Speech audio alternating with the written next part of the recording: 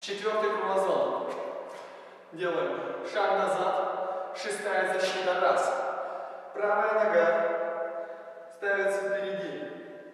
Вот нарисуйте воображаемый прямой угол.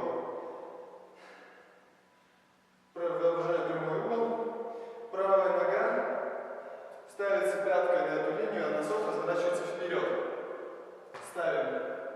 И теперь приседаем на эти ноги. Правая рука идет вверх, ладонь вниз, левая вниз. Ангат. Шаг назад, шестая защита, раз, два. По диагонали вверх. И раз, два. И раз, два. И раз, два. Все, с другого ракурса. И раз, два. И раз, два. И раз, два. Это был четвертый круазон.